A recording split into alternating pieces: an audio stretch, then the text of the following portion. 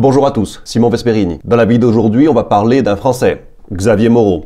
Et on va parler de la machine, la matrice. Je veux dire par là, la machine médiatique, incluant les GAFAM, incluant YouTube, puisque c'est un média également, et le rôle qu'il joue. Et on va voir aussi, je vais évoquer avec vous la seule solution que je connaisse pour s'en préserver au mieux.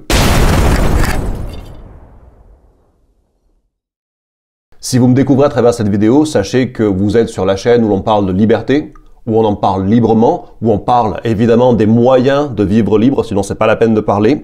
Donc si vous n'êtes pas encore abonné, c'est l'occasion ou jamais de le faire. Et on s'intéresse aujourd'hui au cas de Xavier Moreau, puisque clairement, il est cancelled. Pourquoi j'ai attendu 3 mois pour en parler, puisque ça fait 3 mois quand même qu'il est cancelled? Parce que j'attendais un revirement, une annonce, quelque chose qui se produise, mais non, il semblerait qu'il soit cancelled once and for all. Et c'est intéressant de s'y intéresser, puisqu'il s'agit bien là, ma foi, d'un déni de liberté. Alors, Xavier Moreau nous est présenté par le fort respectable, si ce n'est respectueux, journal Le Monde, comme, je cite, une figure de l'extrême droite radicale et du complotisme hexagonal. Pas voyons. Et moi, vous savez, bien un petit peu par habitude, quand ce genre de médias traite de cette façon-là à quelqu'un, je décide de m'y intéresser. Je me dis, tiens, il dit peut-être quelque chose d'intéressant, peut-être quelque chose de différent. Et ensuite, que l'on soit d'accord ou pas avec la sensibilité de Xavier Moreau, c'est encore autre chose. Alors, il s'avère que cet homme est l'homme qui se tient derrière le site d'analyse géopolitique Stratpol, pour les gens qui ne le connaissent pas. Il est ancien élève de Saint-Cyr, il est ancien officier de l'armée française, parachutiste, me semble-t-il. Et il publiait depuis longtemps déjà ses articles sur son site et ses vidéos sur YouTube, donc pas seulement sur la Russie, il vit en Russie depuis longtemps, il est binational, il a la nationalité française et russe, de ce que j'en sais.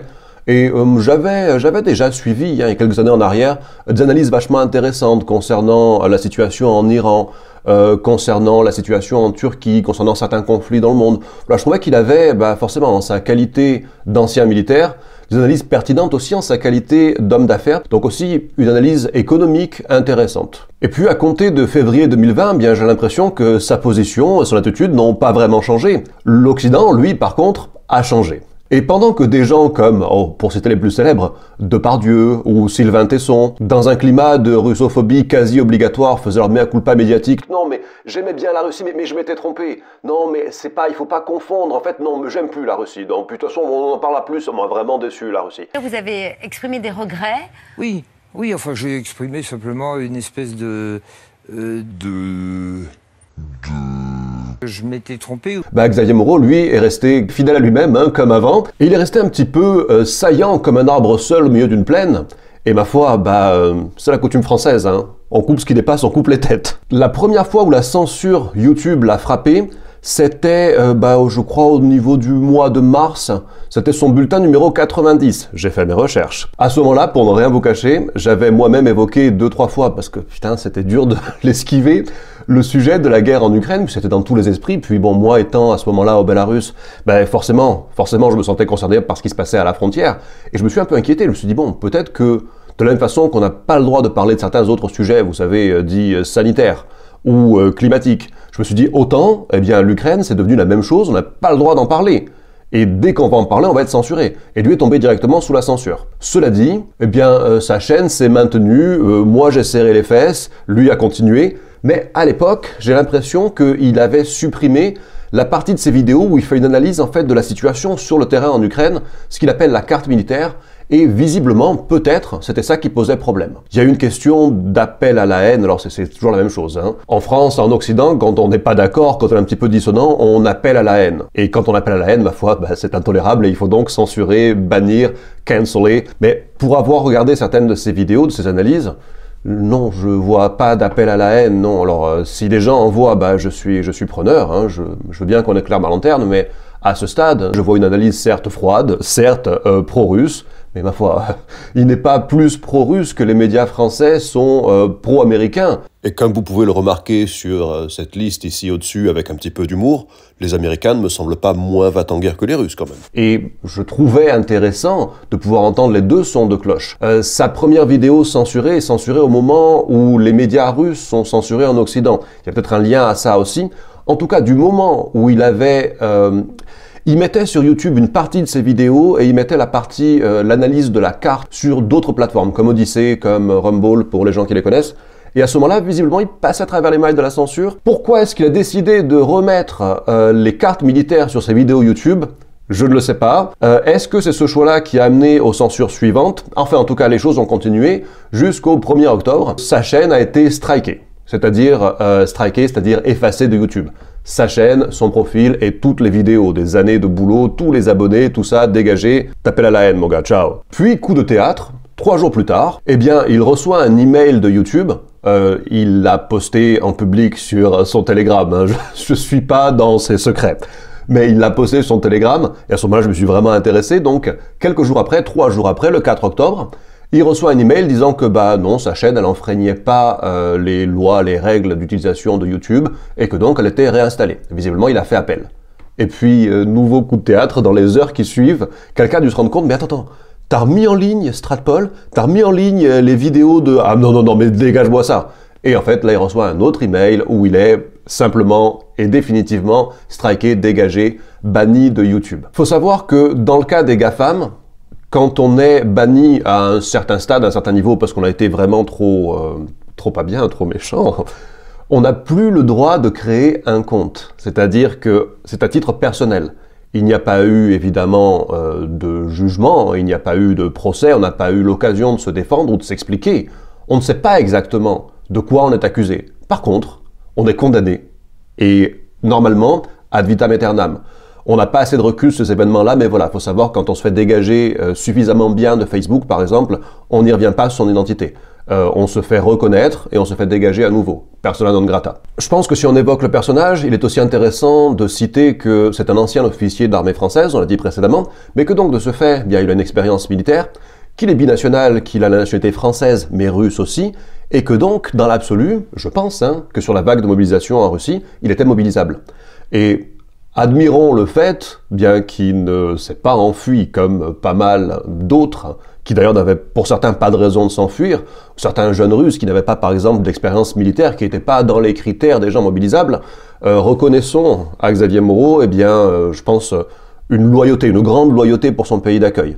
Alors, comme je le disais tout à l'heure, il est clairement, fortement parti pris, il est pro-russe, mais comme je disais tout à l'heure également, il n'est pas plus pro-russe que les médias français ne sont pro-américains.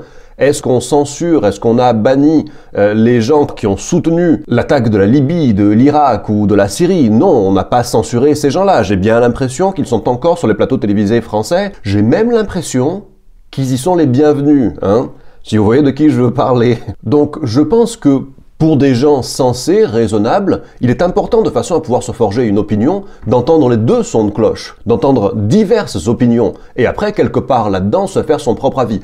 Pour moi, c'est fondamental. C'est pour ça que je m'élève contre la censure. Et bien sûr, on peut s'en foutre, on peut se dire, de toute façon, moi je l'écoute pas, je suis pas d'accord avec lui, ça m'intéresse pas ce qu'il raconte, donc il s'est fait bannir, il s'est fait cancelled, je m'en fous. Le problème à ne pas lutter contre la censure, c'est que le jour où elle nous touche, nous, à ce moment-là, il est trop tard. Il faut se mobiliser avant, il faut établir des solutions avant. Et ces solutions, d'ailleurs, je compte bien vous les donner en fin de cette vidéo. Évidemment, il y a des choses qui ne peuvent pas être dites, mais elles sont rares.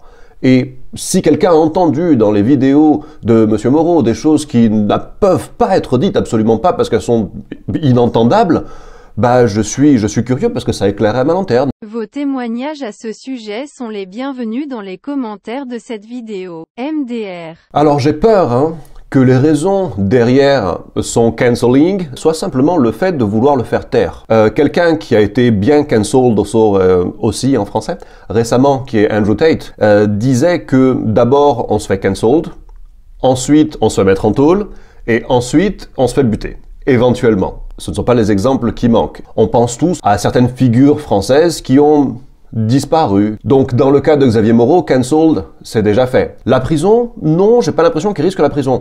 Par contre, il a été menacé de sanctions pour son rôle, me semble-t-il, d'avoir supervisé des référendums dans le Donbass. Je sais pas, je suis pas assez calé pour savoir ce que ça implique, mais des sanctions, ça veut dire que potentiellement, il peut perdre beaucoup de droits fondamentaux d'un citoyen. Donc, c'est pas la prison, mais quand même, ça y ressemble. Quant à l'assassinat, il faut savoir qu'il est sur la blacklist, la kill list de ces assassinats programmés extrajudiciaires par les services secrets ukrainiens. Et il faut savoir que les services secrets ukrainiens ne sont pas les seuls services secrets dans le monde à procéder évidemment à des assassinats extrajudiciaires. Ce sont des choses dont on ne parle pas beaucoup, pour des raisons évidentes, moi-même je ne vais pas m'étendre sur le sujet, mais ce sont des choses qui existent, et Xavier Moreau est bien sur la liste des personnes à éliminer. Le rôle des GAFAM dans tout cela, le rôle de Google, de YouTube et des autres, il paraît assez évident. Ces organismes, on ne sait pas trop exactement, et je ne m'avance pas dans les théories complotistes. Quand je sais, je dis. Quand j'estime, quand je pense que, je pense que.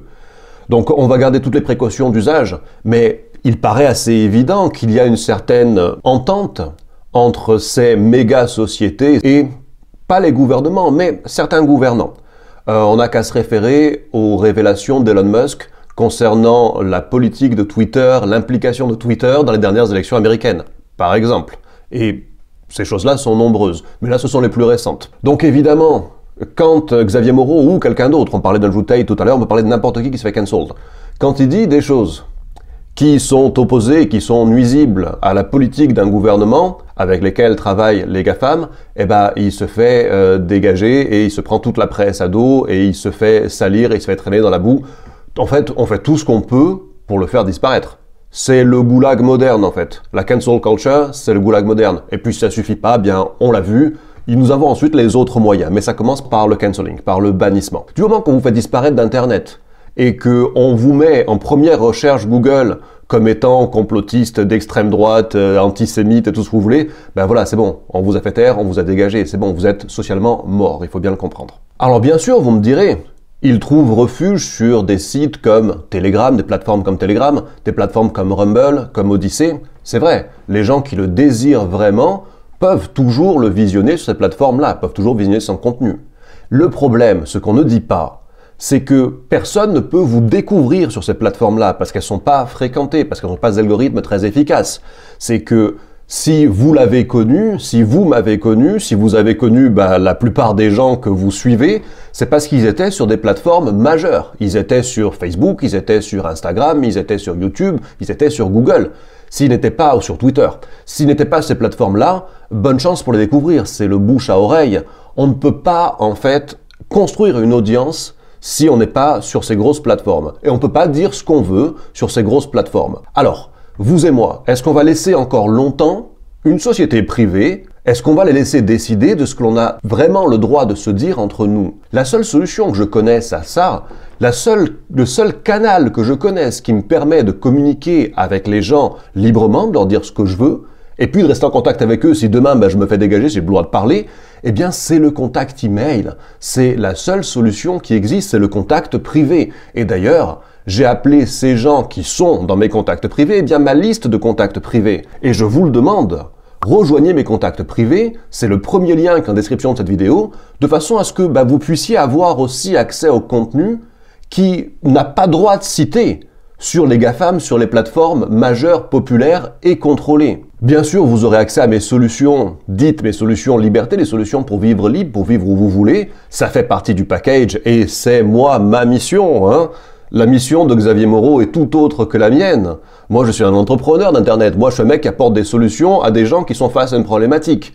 Son combat, néanmoins, est tout à fait noble et si vous voulez le soutenir, si vous êtes intéressé par ce qu'il produit, par ce qu'il fait, par ses analyses, vous pouvez le trouver sur Telegram, c'est la chaîne Stratpol. Vous trouverez aussi le lien dans la description de cette vidéo. Si cette vidéo elle-même vous apportait quelque chose, je vous rappelle, abonnez-vous à cette chaîne puisque ça lui permet de grossir, d'être soutenu, d'être plus vu. Mettez-y un pouce vers le haut et je vous dis à bientôt. Je l'espère ici et je l'espère dans mes contacts privés. Je vous remercie, à plus, ciao.